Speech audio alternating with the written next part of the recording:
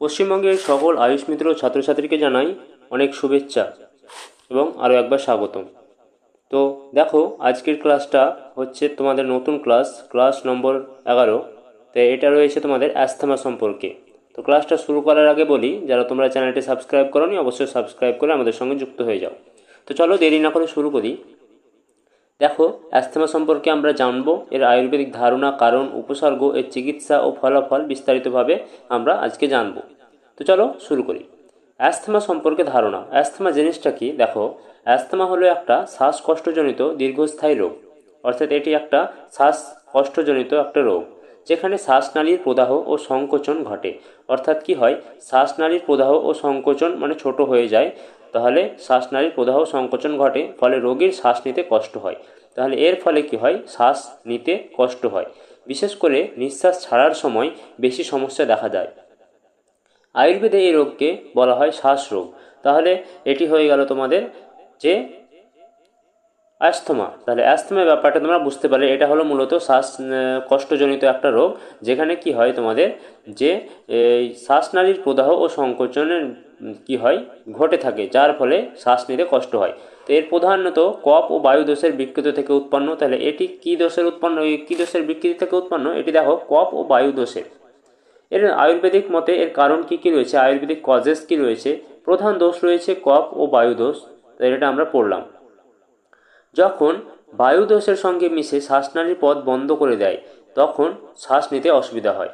তাহলে কি করে, যখন কফ বায়ু দোষের সঙ্গে মিশে শ্বাসনালীর পথ বন্ধ করে দেয়, অর্থাৎ নিঃশ্বাস প্রশ্বাস নেওয়ার যে পথটা সেটা যখন বন্ধ করে দেয়, তখন এই শ্বাসকষ্টটা হয়, যাকে আমরা অ্যাস্থমা বলি। সম্ভাব্য কারণ কি? ঠান্ডা ও স্যাঁতস্যাঁতে আবহাওয়া হতে পারে, ধুলো, ধোঁয়া, পলিউশন, ধূমপান, এটিও হতে পারে। 3 নম্বর পয়েন্ট দেখো, অতিরিক্ত ঠান্ডা, দই, বরফ, দুধজাত খাবার সেবন, এর ফলেও হতে পারে। 4 নম্বর পয়েন্ট, অতিরিক্ত পরিশ্রম বা ক্লান্তি। 5 নম্বর, মানসিক চাপ বা ভয়। তারপরে জেনেটিক বা বংশগত কারণ, এটিও হতে পারে। তাহলে এই হচ্ছে 6টা পয়েন্ট।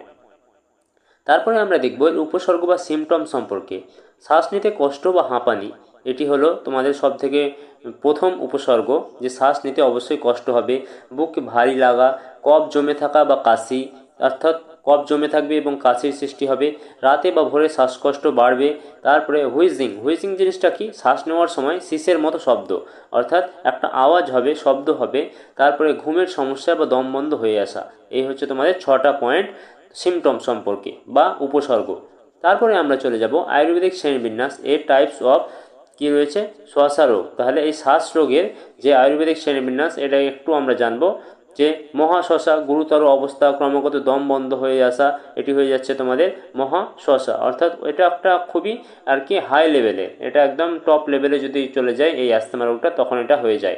তারপরে কি রয়েছে, ঊর্ধ্বশ্বাসা, নিঃশ্বাস ছাড়তে অসুবিধা হয়, এইরকম কয়েকটা রয়েছে। চীনা শ্বাসা, তারপর টামাকা শ্বাসা, তা এগুলো হচ্ছে তোমাদের কিছু পয়েন্ট। তাহলে এবার আমরা চলে যাব দেখো আয়ুর্বেদিক চিকিৎসা সম্পর্কে। এর আয়ুর্বেদিক ট্রিটমেন্টটা কী রয়েছে, অর্থাৎ এর আয়ুর্বেদিক ট্রিটমেন্ট হলো তোমার নিদান পরিহার, অ্যাভয়েডিং কজেস, যেটা রয়েছে সেটা হচ্ছে কি, রোগের মূল কারণ যেমন ধুলো, ঠান্ডা, দই, ধূমপান, এইসব পুরোপুরি এড়িয়ে চলা। অর্থাৎ কি কি এড়িয়ে চলতে হবে তোমাদের? ধুলো, ঠান্ডা, এসব একদম এর কাছে থাকা যাবে না। দই, ধূমপান এসব পান করা চলবে না। তাহলে এসব পুরোপুরি এড়িয়ে চলতে হবে। তারপরে রয়েছে শোধন চিকিৎসা, ডিটক্সিফিকেশন থেরাপি। কি রয়েছে দেখো, বমন, কফ দূর করতে বমন ক্রিয়া করা হয়। তাহলে বমি করানোর চিকিৎসা, বমন মানে হচ্ছে তোমাদের বমি করানোর চিকিৎসা, কফ দূর করার জন্য এটা করানো হয়। তারপরে বস্তি জিনিসটা কি দেখো, বায়ুদোষকে সঠিক স্থানে ফিরিয়ে আনে। তাহলে বায়ুদোষকে সঠিক স্থানে ফিরিয়ে আনার নামই হচ্ছে তোমাদের বস্তি। তারপরে দেখো সমন চিকিৎসা জিনিসটা হচ্ছে তোমাদের আর একটা থেরাপি। এর প্রাচীন কিছু কার্যকর ওষুধ রয়েছে।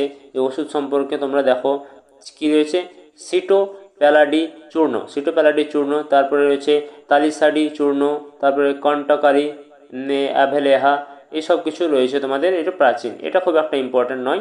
তো এবার আমরা চলে যাই দেখো 4 নম্বর পয়েন্টে, তেল ও নস্য চিকিৎসা সম্পর্কে। তো দেখো, নাক দিয়ে তেল প্রয়োগ করা হয় এবং এটাই হলো এর চিকিৎসার পদ্ধতি, নাক দিয়ে কিন্তু তেল প্রয়োগ করানো হয়।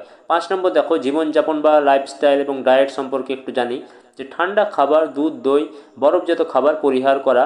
এই সমস্ত খাবার কিন্তু একদমই খাওয়া যাবে না, যেগুলো থেকে ঠান্ডা লাগার সম্ভাবনা রয়েছে। এরপরে আমরা যাব হালকা গরম পানি পান করা, অর্থাৎ গরম পানি অতিরিক্ত নয়, হালকা গরম পানি পান করতে হবে।